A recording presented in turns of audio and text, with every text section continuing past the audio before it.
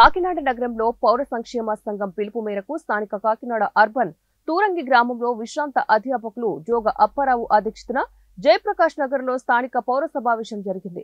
25,000 జనాభా ఉన్న తురంగి అర్బన్ లో కార్పొరేషన్ పౌర సౌకర్యాలు కల్పించడం లేదని, పంచాయతీ స్థాయి నిర్వహణ కూడా కరువైందని సమావేశం పేర్కొంది.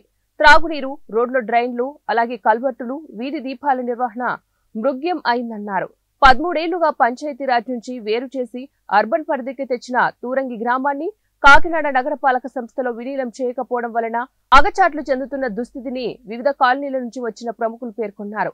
నగరంలో విలీనం చేయాలని హైకోర్టులో ఉన్న స్టే తొలగించే ప్రక్రియ ప్రభుత్వం తీసుకోవాలని కోరారు.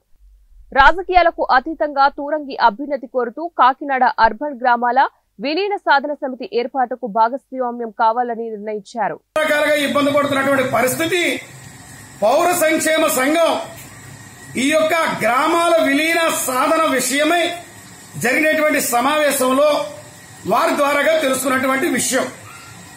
కాబట్టి ఈ విషయాల మీద ప్రభుత్వం ప్రత్యేకంగా దృష్టి కేంద్రీకరణ చేసి పిల్లల్ని ఎలా తీసుకెళ్లడం అనే ఇప్పటి వరకు కూడా జరుగుతుందండి. ఒక అంగన్వాడీ సెంటర్ అనేది లేదు.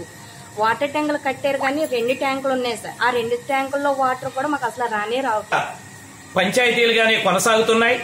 త్రాగునీటి సమస్య గానీ, మురికినీటి సమస్యలు గానీ, నిధులు లేని కారణంగా ప్రజలంతా కూడా చాలా అవస్థలు పడుతున్నారు. ఆధార్ కార్డుల్లో చూసినట్లయితే కాకినాడ అర్బన్ అని ఉంటుంది, కానీ గ్రామాలలోనే గ్రామంగానే కొనసాగు. స్థౌరంగ సమస్యలో ఏ ఒక్కటే పరిష్కారం కాదు.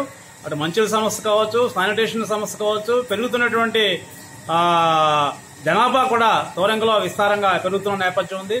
జగన్నాథపురం పక్కన ఉండేటువంటి పట్టణాన్ని నిర్లక్ష్యం చేయడం కరెక్ట్ కాదు.